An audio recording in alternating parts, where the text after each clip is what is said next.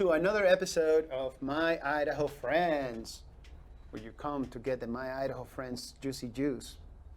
I don't know why I did that. I don't know why. I just went with Juicy Juice. Anyways, as always, big shout out to Argos Productions. Big thanks to Justin, Erica, sweet baby Gems out in the back, making the thing happen. And of course, special shout out to our sponsors, Vital Elements. So, if you're interested to try out any of their products, well, we have a link in our YouTube channel. It's also on the Facebook page, it's on the Instagram, it's all over the place. So check it out, local company, Vital Elements, for all your CBD needs. And man, do they have everything, and I really mean it. So, pretty cool guest today. Today we have Dr. Heather Hammerstedt. Did I pronounce that last? Okay, I nailed it. And we're going to have a great conversation about her. It's not her project. I mean, it's your work, Wholist.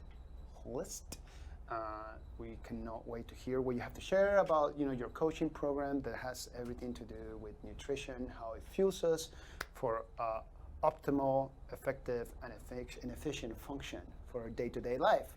So before we do that, we have some drinks, one for you, one for me. Local brewski. Speaking of nutrition, just saying. So Heather. Yes. Aside from Wholist, you also happen to be an emergency medicine doctor. Thank you for everything you do. Thank you. You're worth it. Well, I sure am. Cheers to that. And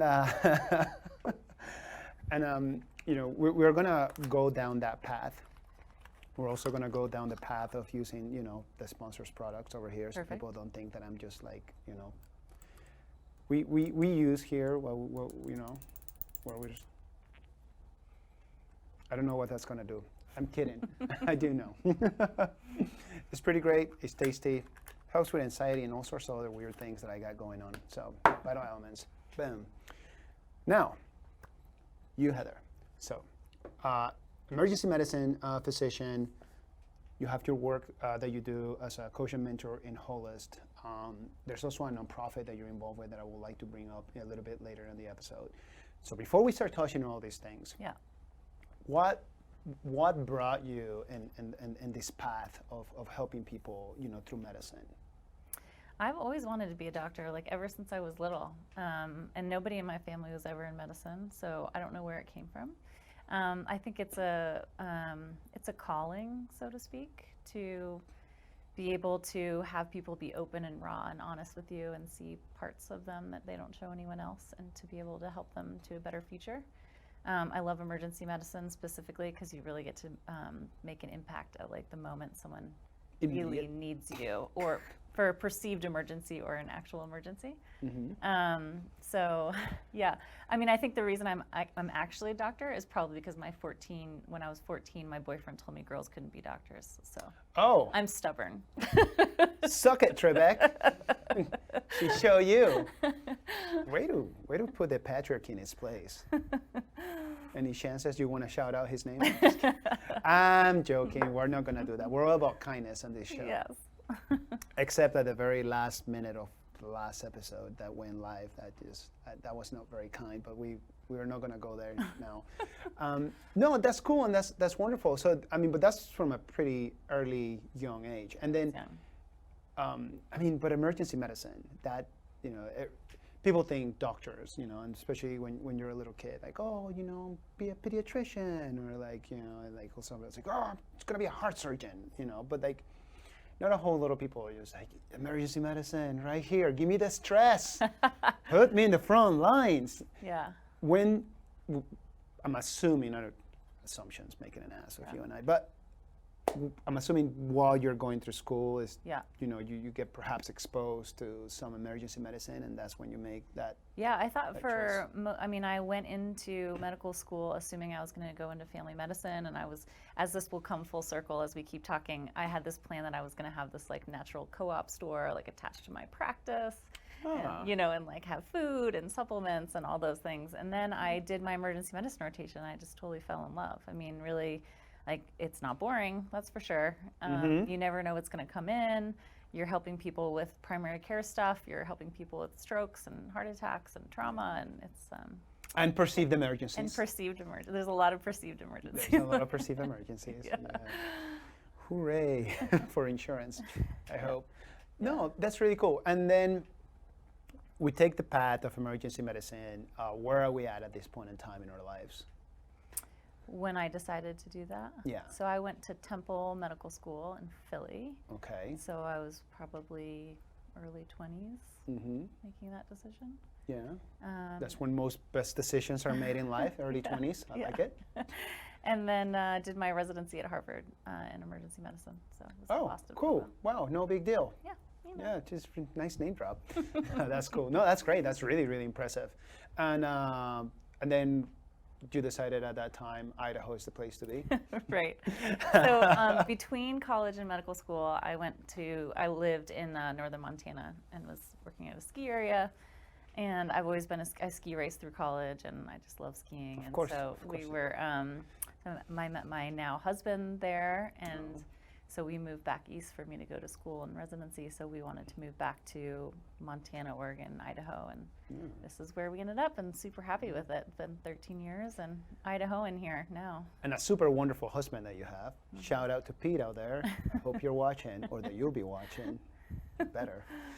No, that's awesome. All right, so Northwest turns out, to be the place to be. You get here to Idaho, and now you're thinking, oh, I need to be an emergency medicine physician. You get two choices for those of you who are watching. It's either the St. Luke medical system or St. Alphonsus medical system. And where do you put your hat?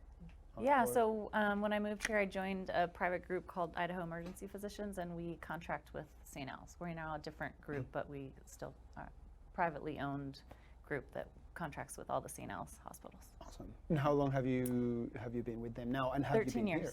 13 years. Yeah. Okay. Hello, local. Yeah. Yes. That's awesome. Yeah. That's really cool. So you got to move to Idaho before Idaho was cool. Yes, that's what I hear. Yeah. No. Yeah. No. Absolutely. Yeah. It's not a big deal at all. So we're there, and that brings us into our current climate, which has been challenging. And like I said earlier, I really mean it when I say it. Thank you, because you have met my family, or at least my wife, and she's not necessarily in the trenches like you are with emergency medicine, but her working for a family practice as a PA, she gets to also see all the perceived. Yeah. Well, I don't want to say perceived emergencies, because there's a lot of stuff that she has to help with at all sorts of levels, and I see how taxing it can be on her, and I would just imagine that it's just twice as taxing for you and your team and everybody else, not just physicians, but everybody that is currently working in the ER. Yeah, I agree. There's, it's always been a job where you have to carry the weight of other people's problems on your shoulders, and that's what we signed up for, and that's why we do it. But it does take a toll on someone to brush that off and then go to the next room and take the next one on, right? And so it's just like over and over and over again. And so it takes a team to support each other. It takes a lot to keep people from burning out, getting cynical, and then adding COVID onto it has made everything emotionally and physically uncomfortable. Put it that way. Uncomfortable. Yeah. That's it's a good choice of words. Moving from one patient to another and giving them your very best. Has to be a challenge when there's so much going on, and then especially when there's people that need a great deal of help, and then perhaps some others that could have gone to urgent care. Right. I always tell them, I said, if I'm in the room for more than 4 minutes, you're in trouble. You don't want to spend a lot of time with me. Yeah. Bring the big catheter. No, just kidding. I'm curious. So as somebody that has to deal with so much, do you think that there is the appropriate amount of support for you guys' mental health in dealing with all the stress and everything that is coming in and out of that door? No, there never has been. There certainly isn't now. The Ada County Medical Society, thankfully, has had in the last few years a volunteer mental health anonymous mental health help for our physicians. So we can go and get a certain number of counseling sessions. Nothing's written down, and it's all confidential, which is awesome. Yeah. Because a lot of people don't know this, but we have to like sign on when we do credentialing or do licensing. You have to say whether you've had mental health conditions, which of course nobody's going to go get help if that's Right. the case. Yeah. And so I'm thankful for ACMS for doing that. Yeah, and sure. having the ability Yeah. to sit down and Yes, but it shouldn't be, we should have that help. It shouldn't be something that we hide. Everyone needs the opportunity to go talk about things, especially those of us that bear all this weight. Yeah, I mean, 400 physicians a year kill themselves in this country. yeah, it's a very high rate of suicide. So, yeah. It's very, very, very unfortunate. What does that look like as far as the group that facilitate the mental health and professional, if you may, counselor? Is there consistency with that, or is that a rotating subject matter expert that you're talking to? It's fairly consistent. Yeah, I think Okay. so. I don't know the details. I haven't talked to them about it for a while, but it's a great resource. So No, anyone's absolutely. looking if anyone needs it. I mean, Right, physicians need it. Yeah. You're watching, Yeah. doctor. Yes, go get help. Yeah, go get help, because we only, I see the wizard. Yeah. I don't have the level of stress that you and your teams have to deal with, so I can only imagine. What, from your perspective, boots in the ground, if you may, what else could be done that could improvise, not only the mental health aspect, but also perhaps just like that feeling of burning out, because I mean, I'm glad there's something in place, but as somebody that is there and has to take care of people, what is your perspective? What is it that you think can be implemented in perhaps, making it just a little bit better, or a heck of a lot better? Yeah. No, I think it's a great question. I think it's not just for physicians, it's for all of our staff. And like, people are always talking about burnout, like, oh, you should go do yoga or like eat better. And like, of course those things are like helpful. Right. But the problem in healthcare is that it's a systemically broken system. So they need, the hospitals need more support. They need to give their staff more autonomy. They need to give them more respect. I mean, there's just so much Right. that needs to be done to hold people up, and especially right now, since the pandemic started, staffing's cut even smaller. And Right. people are, like, our staff is doing more with less, and it's not helping. So, I think it's more than just, meditate and you'll feel better. It's how do you support your staff? How do you respect them? How do you let them take ownership over their job? How do you make sure that they have the resources that they need to be able to take care of people? What gets in the way of that? I think probably a financial bottom line. So, business/bureaucracy. Yeah. I mean, because ultimately, the hospital system, it is a business. Comes in, comes out, cha-ching. There's that aspect of that, in case you didn't know. Yeah. Yeah, and it's like that across the country. I mean, this isn't a local problem. This is Right. a Yeah. U.S. problem. No. For Cool. sure. Well, thank you for sharing that perspective with them. Cheers to you, doctor.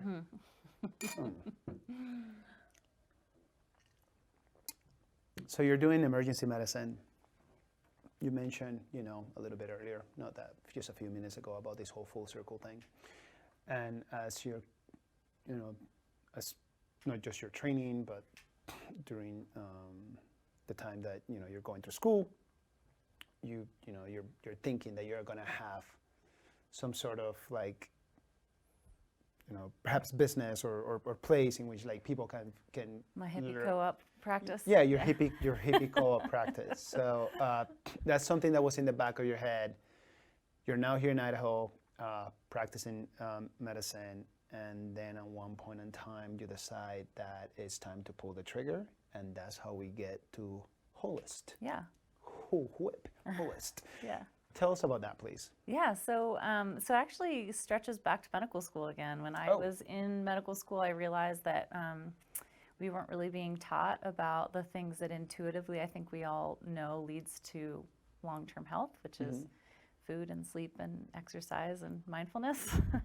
And so I actually went and got my health coaching certificate at an integrative nutrition school when I was still in medical school. So, and then I kind of put it on the back burner for a decade while I was learning emergency medicine and starting my career and all this stuff. And then a few years ago, it was, at a certain point in the middle of the night, I work only nights, so I'm always there in the middle of the night, you see one too many chest pains that could have been prevented, right? Or one too many strokes that could have been prevented.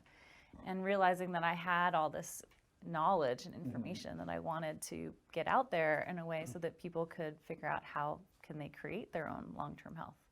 So I went back to that, realized I already had that certification, and so I opened Wholist, which is a company based on lifestyle medicine, which is a secondary certification that I have now, which is basically using the evidence behind food and sleep and exercise and mindfulness for the prevention or reversal of disease. And so what we do with Wholist is really lead people towards really creating long-term health by what do I eat, why am I eating it, really like understanding how their body and their brain works around food, and the mindset around how to make sustainable health changes.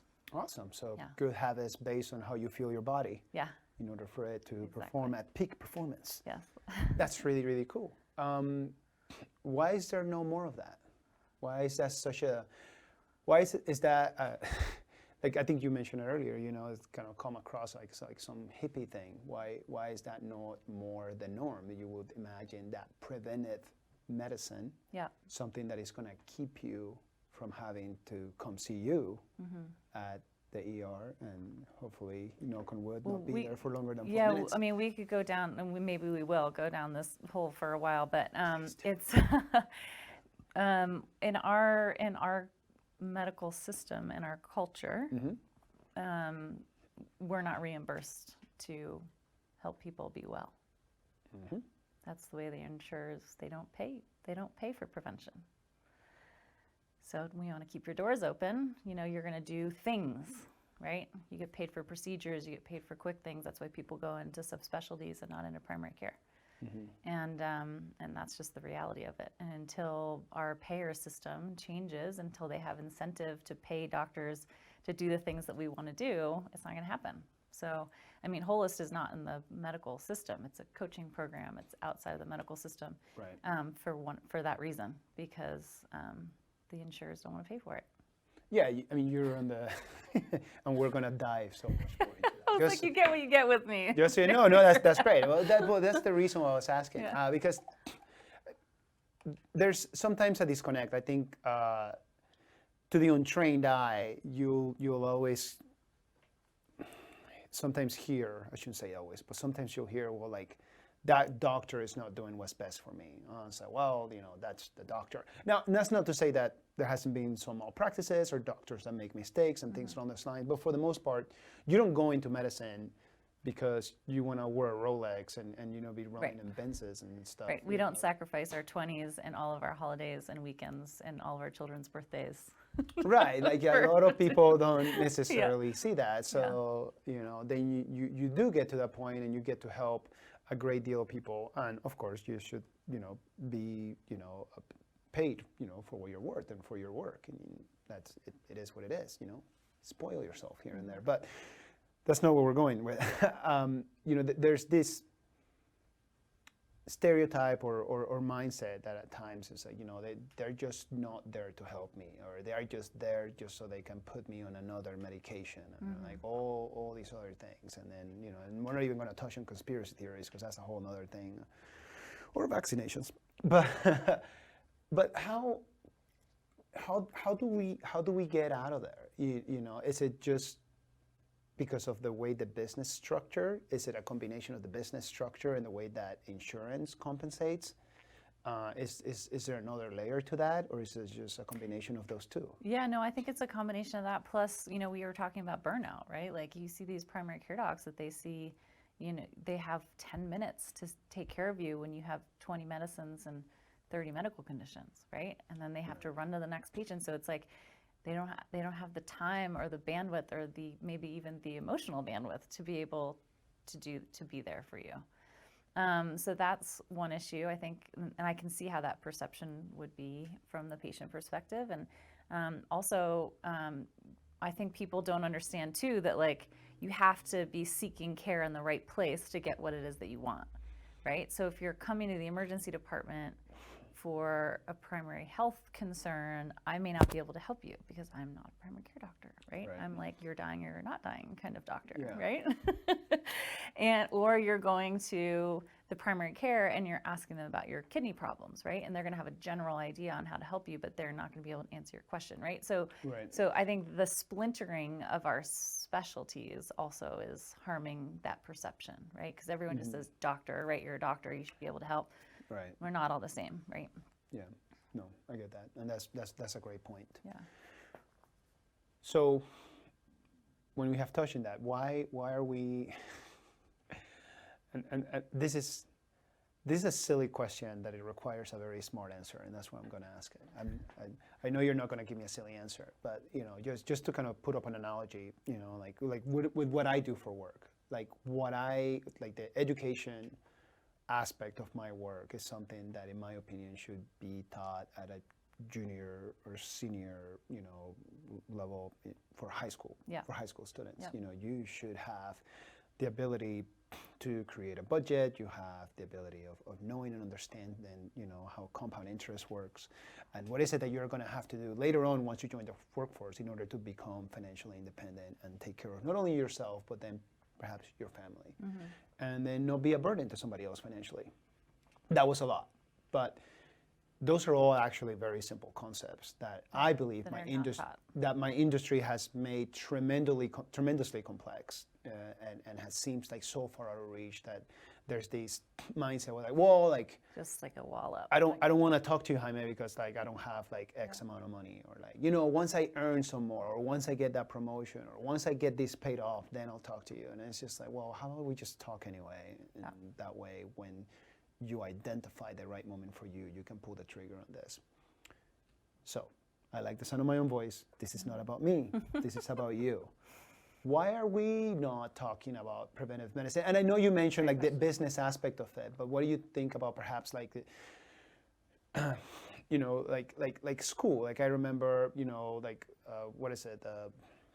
The class where you learn I'm aging myself now, but they'll teach you how to cook and do things around the house and whatnot, and you kind of will figure it's not home economics. What is it? Home economics? Justin says. Erica will be the one that'll be like, home economics. Thank you, Justin. We don't have Erica today, fam. Sorry. But why do you think that? Oh, I think about it all the time. Imagine if you had middle schoolers who are learning when you go to the emergency department, how to take Tylenol and ibuprofen, how to take a fever, what high blood pressure means, just these very relatively simple kind of basic health things that we don't get taught. I mean, what were you taught in your health class? I remember someone putting a condom on a cucumber. That's all I remember. Yeah. Well, you're lucky. I was sick that day.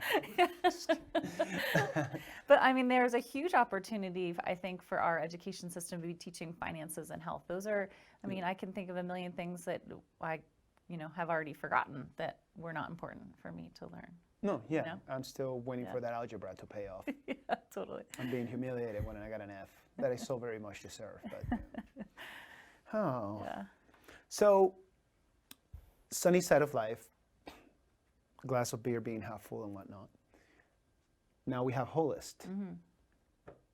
How exactly do you help? How do we find you? How do we reach out to you for help? How are you helping? How? Yeah, sure. Well, first off, easy to find. I'm kind of all over the place, but wholisthealth.com. And then I have a podcast called Curate Your Health and a Facebook group called Curate Your Health. And we do tons of free trainings in there for anybody who's interested. But how we help is basically our main program is a 12-week program where you come in and you get daily education and evidence behind weight science and mindset around food. Those come in podcast format every day. So you can really, I really strongly believe in education. So I feel like if someone is going to make a sustainable health change, they have to understand why their body works the way that it does and how their brain works the way that it is and how food is affecting that, because it changes everything.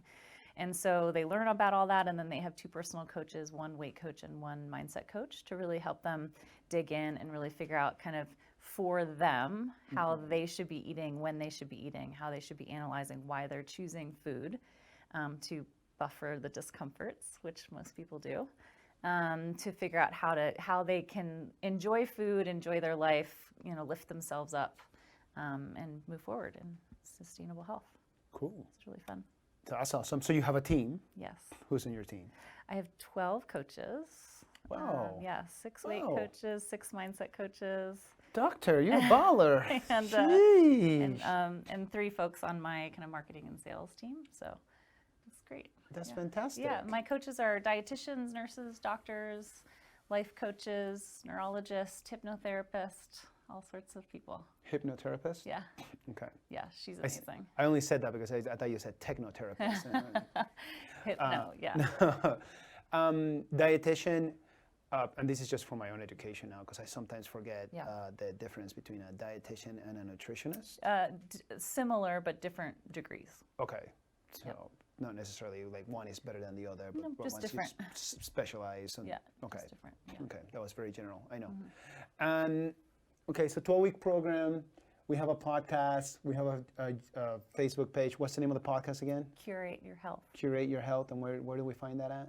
Anywhere you listen to podcasts. Anywhere you listen to podcasts. All right, cool. I like it. I love And it. what I do is I just interview other people in health and wellness and education just about what they do, just like the things that they wish that everyone knew about what they do. And so it's really fun. It's really informal and like this, chatting. Well, give me a little taste, Heather. Like what's from the time that you've been doing this, what's like perhaps the most common misconception the people that you help have about like their relationship, with food? Yeah, I'm just emotional eating and food addiction probably. Okay, so that's me. Okay. Yeah, so most people choose, like I mentioned this earlier, but like when you are angry or you're scared or you're anxious or you're frustrated or maybe you're celebrating, people choose food to neutralize that feeling in the vast majority of the time. So pushing down the discomfort with food. So what we really do that's really unique is helping people just figure out how do you sit with that feeling instead of doing something about it. Like, can you feel that anxiety? Can you feel the anger? Can you feel the fear? Can you feel the discomfort? And just, it's an emotion. Like, not all emotions are meant to be good emotions, right? We have a span of emotions and we don't like to feel the negative ones, but that's part of life, right? So feel it, sit with it, move on, move forward. And if you don't sit with them and like feel that, then you're never going to resolve it. It's just, you're just pushing it down. Okay. So really helping people figure out, what that feels like for them and what else they want to do besides feeding it. Okay. I like this. So where I'm getting healthy lifestyle, perhaps not necessarily, this is not like a fitness thing. This is not for like you to let's sign for the program and now we're gonna have 6-pack abs. It's more about how is this gonna help me internally, my health, my day to day, and move from there. Yep. Okay. Yeah, I mean, we do have a fitness component that some people add on, but it's secondary to I think the most important thing that we can do is to control the things that we can control, right? Right. Especially now when we're in this like circumstance of COVID, right? So it's, you can choose what you put in your body, you can choose how you move your body, you can choose what your thoughts are, and you can choose what your inner state is. And those are really the only 4 things that you can do, but those are powerful things. Right. And the way that you eat not just changes how your liver and your blood vessels and all that work and your gut microbiome and all that stuff, but it changes your neurochemistry in terms of, your mood and your sleep and your energy and your, all of that. Yeah. More sleep equals more rest, Yeah. more rest, more recovery, Yeah. more recovery, better. It's all connected, right? And if you're just mindlessly putting whatever it is into you without thought to it, you're not controlling one of those 4 things that you have the opportunity to control. There's so much that happens to us in our lives that are circumstances that we don't have control over. But we can control what we think about the circumstances, which means you change your feelings and your actions and eventually your results out of that. Man, So that's really cool. I mean, that's a, gosh, so many questions. Let's go with the spicy ones. Yeah. So, since you have to help, no, of course you have to, the people that approach you, that require your expertise and the relationship with food and everything from like, the emotional aspect of it, and then, clearly runs parallel with mental health. You're talking about anxiety, you're talking about feelings, and now we're gonna reach out to some comfort food and whatnot. Is there any correlation as far as like, for example, like couples' sexual performance, libido and things like that? And is that something that you guys dive into and touch with? Totally. Yeah, let's talk about that. Let's talk about the sex. Let's do it. Well, yeah, I mean, if you're a 50-year-old woman who's 75 pounds overweight and is constantly shaming and blaming yourself over something that theoretically, academically is a hormonal dysregulation problem, right? So it's not like it's someone's fault that they're overweight. Right. It's not a willpower problem. I call it a skill power problem. You have to learn the skills to overcome the hormonal problem. So, but if you're that woman, do you want to take your clothes off? No, right? So of course it's going to affect the relationship. And then that kind of cycles on that shame and blame. So it's always part of the question, for sure. Is there mostly women who reach out to you for your Mostly, practice? yeah. We have a handful of male clients, but the vast majority of them are women. Okay. And maybe just because of me and my presence as the marketing, is probably attracts more women, but. Which there's nothing wrong with. Yeah. Yeah. Yeah. Then I guess I was going to say blanket statement, but a blanket question. Well, is there something that perhaps there's a lot in common or not in common, like incredibly different between your male clients and your female clients as far as what they're trying to get out of the program?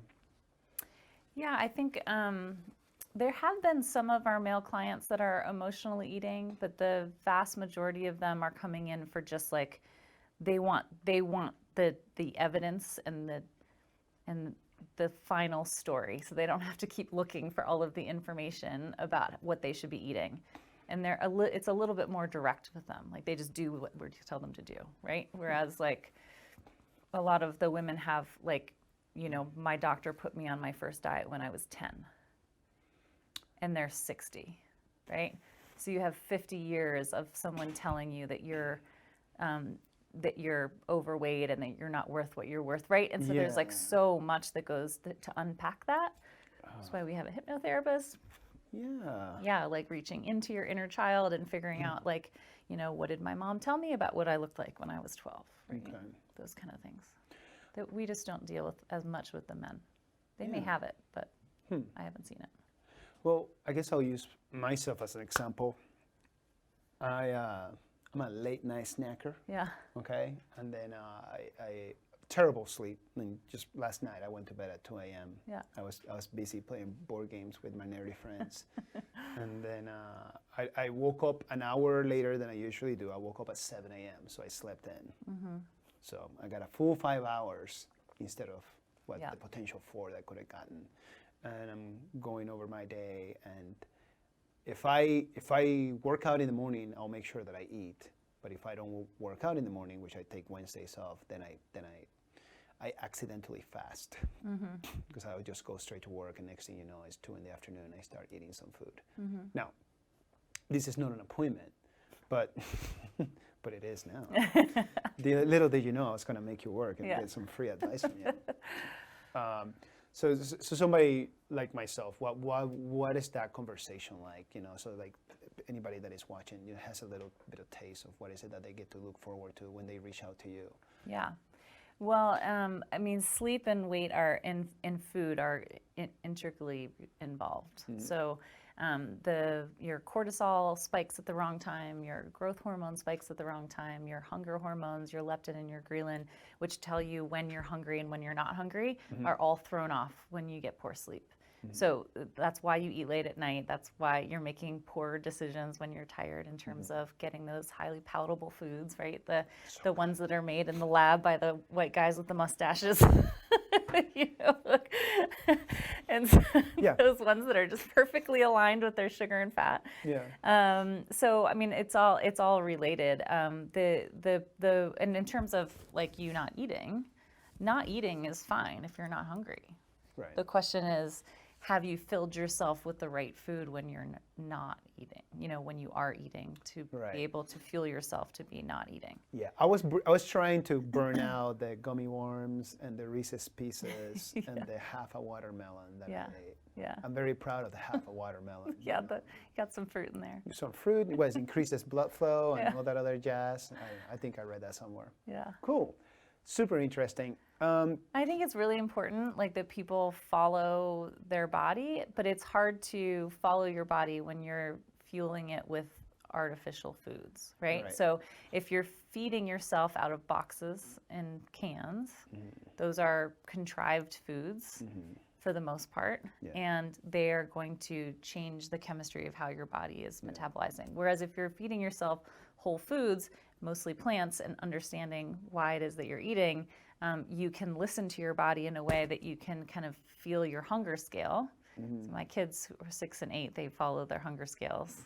They manipulate it for snacks sometimes, but but like if you imagine a scale from like -10 to +10, and 0 is like totally neutral, and -10 is like you're ravenous and you would like eat the tablecloth, or +10 is like after Thanksgiving dinner, right?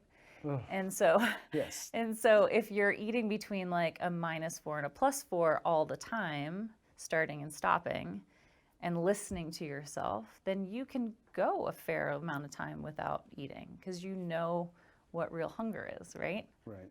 Or most of us don't understand what hunger is. We don't know. We sense something and we associate it with, I should feed this. Right. But is that emotion? Is it a psychosocial thing? Is it the situation? Is it just your body switching from one ability to create energy to another, right? Is it a metabolic shift? Most of us aren't actually hungry, so to speak, most of those feelings. I get pretty hungry. I don't know, doctor. And listen, Idaho, I can see you all the way over here being all judgy and stuff. That doesn't happen all the time, okay? I usually get very great sleep. I'm not always eating gummy worms. I'm not always eating Reese's Pieces and a whole half a watermelon all in one sitting. That's just Tuesday nights. That's what happens. Welcome to 40. It's Tuesday nights after board game night. No, it strikes a chord with me. You know, I was out for the beginning of bow hunting season. I had just recovered from COVID-19. The vid, as I call it. The vid, the virus. I recovered. I took 5 days after just to take it super easy, no workouts, making sure I was getting plenty of sleep, making sure that I was eating veggies, making sure that I was getting enough carbs, because I knew I was going to be burning them all out, and then immediately hit it hard from day one. And Sunday, Monday, and Tuesday at the open of the season, you know, when you're talking about when to eat and what not to eat. I mean, it's a game of ounces when you're carrying your pack and you're going out into the forest and hiking up and down a mountain in order to get a chance to get close enough to an elk or a deer, especially when they're not bugling back. What is going on, elk? Get with the program. And I would recall just walking, and it's just super quiet. I'm just going into 6 hours into our hike, and the stomach just goes, you know, like an angry honey badger, and you just don't know what's going on. I figured that's when I'm hungry. But that's not usually the case on like our day-to-day lives. You know, if all of a sudden something happens with work that throws you off a little bit, and you're thinking, you know, this Snickers will really get me through the next 45 minutes to half an hour, which is true. It will. And But you're gonna then crash. after that, there's going to be the old crash.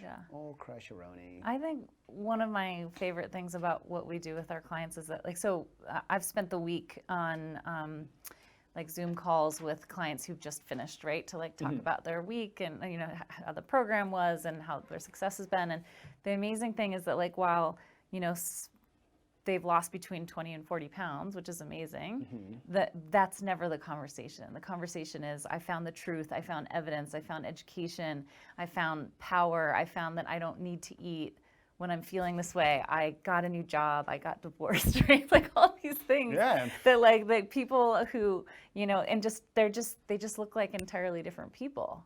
And when you can kind of gather your own power back with the support of experts, it's really awesome. Fucking science. Yeah. Fucking science, Idaho. Goddamn. Yeah, it's all neuroplasticity and weight science. It is all science. Yeah, We approach it in a soft, emotional way because a lot of people need that. But what it is data. Yeah, I was just thinking about some neuroplasticity and some microbiome, but yeah. I was just thinking about that earlier today.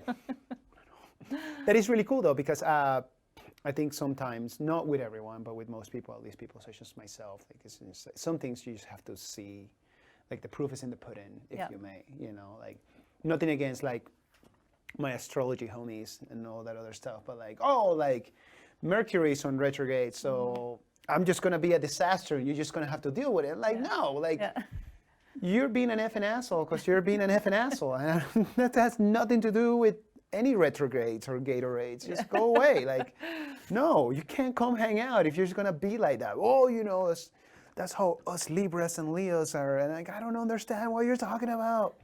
But this makes a lot more sense. Yeah.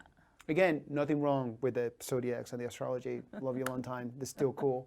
I just don't get it. Yeah. One day I will. Yeah, I mean, it's been really fun for me, so I was a biochemistry undergrad, and to like be able to pull together like that, the science part of it, the evidence part of it with kind of more of the hypnotherapy, right? Like, and be able to like get those left and right brains together to form a team around fixing a problem holistically. So the name Wholist is in medicine, right? We call ourselves cardiologists, gastroenterologists, whatever. So Wholist is a play off of that. So whole person, specializing in that. And that's really, what we do. Holistic approach. Yeah. Yeah. Cool. Yeah. Well, what does the future of Wholist looks like? I think it's great. We're blowing up. I've somehow managed to triple business during a pandemic. I'm not sure how that happened, but hey, no, that is great news. If you are able to grow a business during the pandemic, girlfriend. Yeah. No, I think more than ever, like people are realizing, like I said, you got to control the things that you can control. Right. And this is like an opportunity for us to kind of all reset and realize that like the world may not be the same, but we don't have to be either. Right? You get to choose your future. And so there's a lot of people coming to us with that in mind, which is awesome. That's wonderful. And so, I think it's great. I kind of have the sky's the limit. Okay. So perhaps, a lot more people eating at home, cooking, making their own meals and all that other jazz. I'm glad you said that, the future looks bright. I'm very happy for you. That's not the answer I wanted, though. The scale for your business, what's that going to look like? Like, is there going to be, are you going to be looking for more counselors, more partners, more person? Yeah, I just hired on another 4 coaches in June, and I'm going to keep doing that. Like, as things just scale up, I can keep adding more people. Okay, so it's an easy way in which I have here's the demand, we add more manpower. Yeah. Mostly women power. Mostly, that's why I said it. Yeah. Okay, 1 male staff member. See, I kind of see, I get a feel here. Not that there's anything wrong with that. That's cool. Yeah, no, it's pretty, it is what it is. Like, I fill my folks up, and when they feel like they, are at their limit of the number of people that they can handle, then I hire more. And I have a list of people who've already reached out to me to get positions, and I'm very picky on who I bring into the family because this is a really like a raw emotional kind of work for a lot of people. So you have to have the right match. Cool. Which is fun for myself and a couple of the other, I call them strategy coaches, like people you get on the phone with to figure out if the program is going to be for you or not and ask questions and things like that. It's really fun for us to listen to those conversations and like hear what someone needs and then like choose the perfect coaches for them. It's really fun. It's like, Crystal would be perfect for you because we're going to do thought work, and Katie's got little people too, and she can help you with the meal planning. You know what I mean? So it's fun. Putting the puzzle together. Exactly. Yeah. Is there as part of the coaching that you do and you and your team do, is there anything else that you would like to add to the program? I'm in the midst of putting together like a focused meditation and mindfulness aspect of it. So there would be trainings that would come a couple times a week in addition to what they already get. just to add that kind of, I think it's important that people are thoughtful about where their body is in the world and where their brain is most of the time. Okay. And so adding that in, so that's partially done. And then I have someone recording little fitness videos that are going to add into it too, that people can modify depending on where they are in their fitness capability.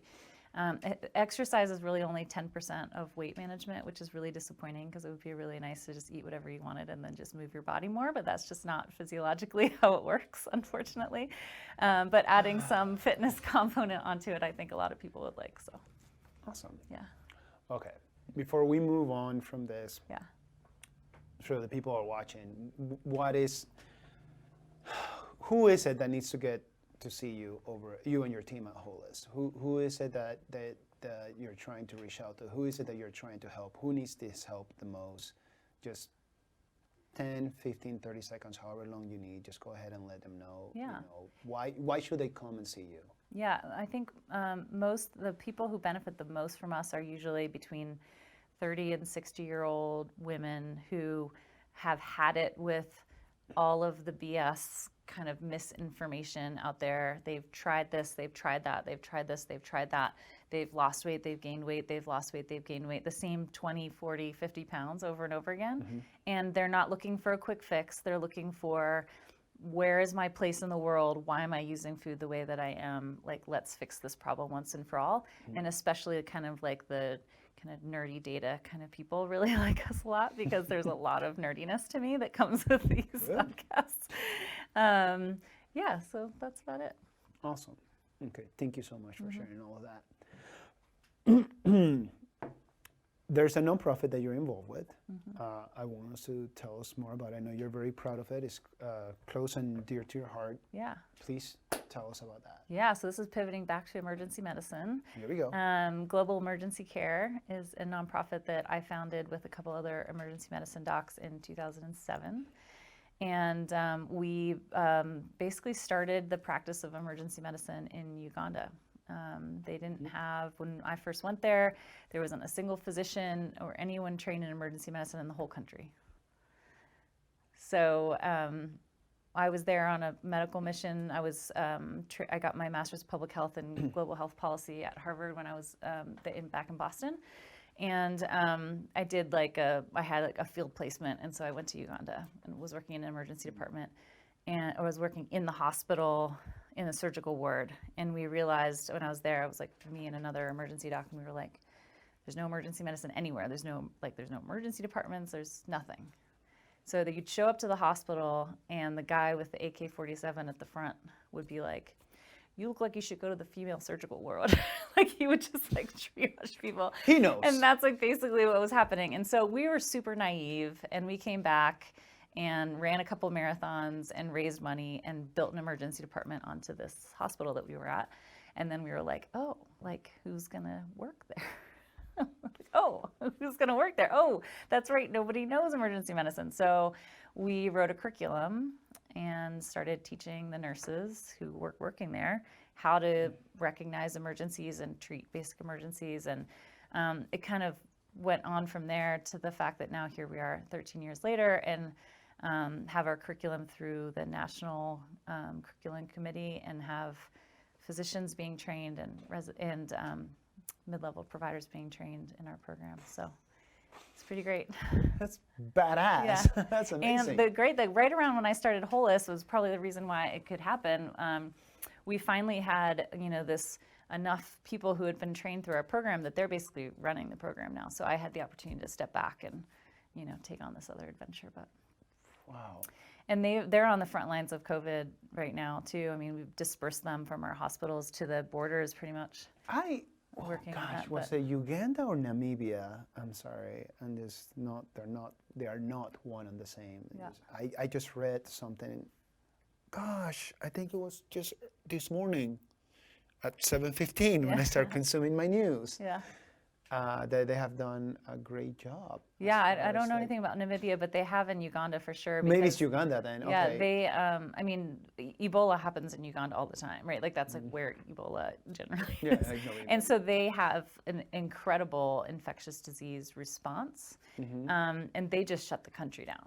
I mean, they just like before our schools were closed, they were turning planes away from their country. Yes, So it's really hurt the economy there as well. But they're opening back up, and they haven't had that many cases, and they're doing relatively well. So What? You mean it worked? Yeah. What? These things are happening to other places around the world? So, so our emergency care practitioners, we kept paying their salaries and everything, but the hospitals sent them out mostly to the borders to do screenings and stuff like that, and they're all back. And now we're trying to figure out how we open the school back up and start the training and all those things. So that's the next step. Is Yeah. like kind of not recycling, but it's like how do we push the education information aspect? Of Yeah, I mean, so it's a 2-year program that we have. It's a diploma program where it's mostly being taught by our graduates, but they work in an emergency department. They take exams and have didactics and all that stuff. But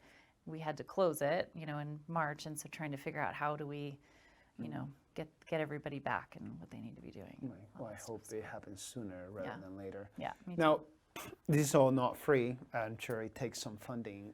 So for people that are watching that would like to learn more Yeah. about the nonprofit and perhaps be of help, Yes. how do they get involved? Where do they go to learn more about Yep. it, other than just you and I chatting about it? Yeah, globalemergencycare.org is our website. We also have a Facebook page.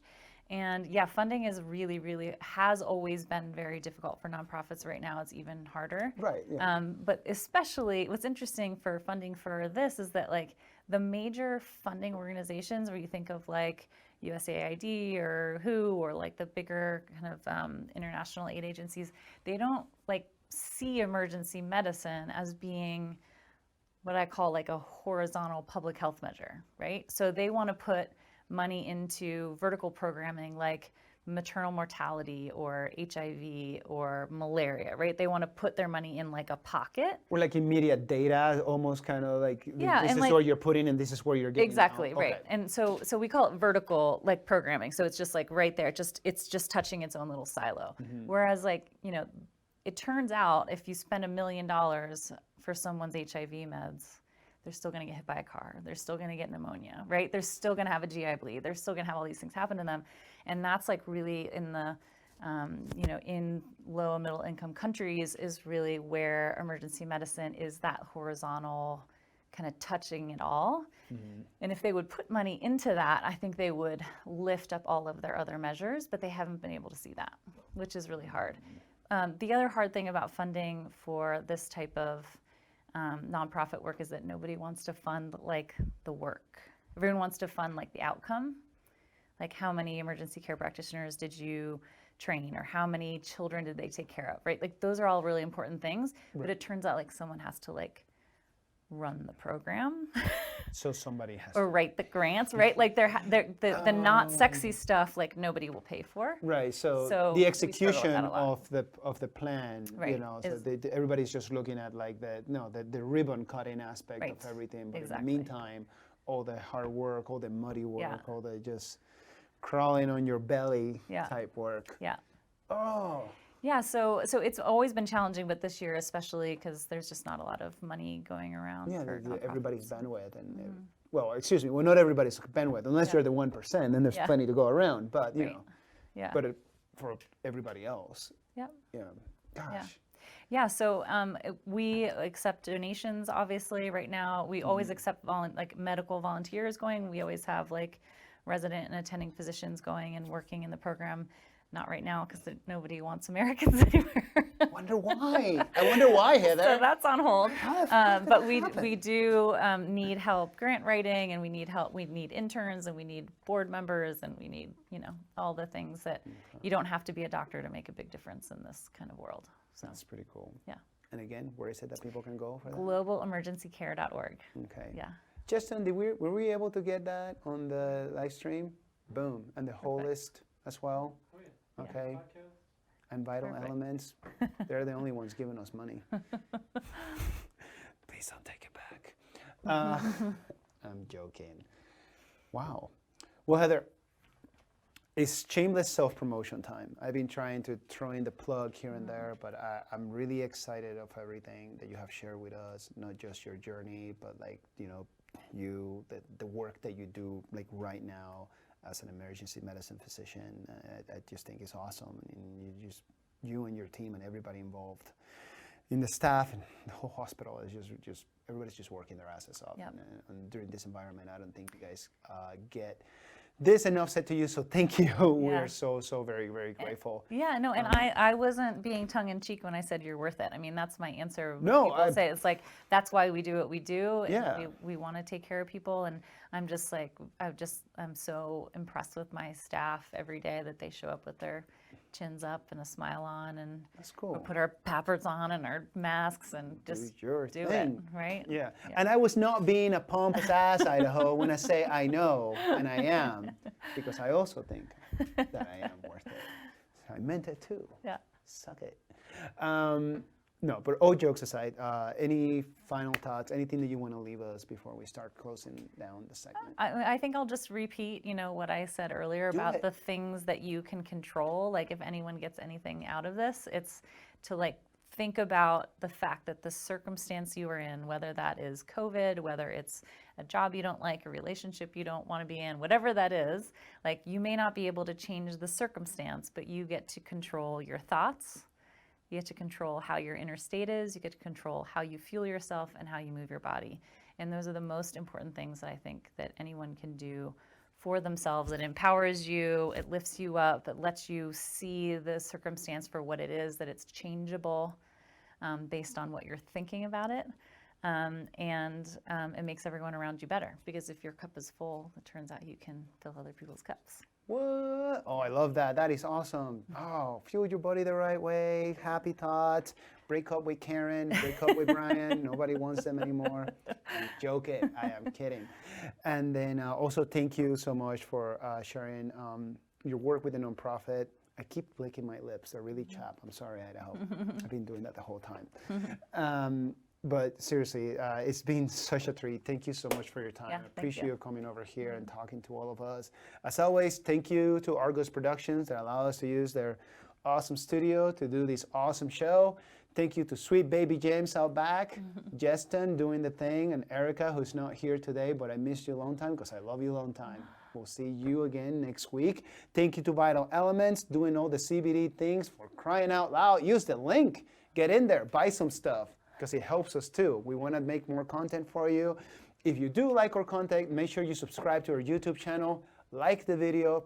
This will be in our YouTube channel in about 2 weeks and a half, right about there. So you can find us on Instagram, you can find us on Facebook, My Idaho Friends. Do not forget about Dr. Heather Hammerstedt, Wholist. Make sure you look her up. We're gonna have all her links, all her information. Do the thing. Idaho, as always, I love you a long time. Thank you for spending time with us. And when you get a chance, make sure you get out there and you are kind to somebody. Have a good night. We'll see you all later. Cheers.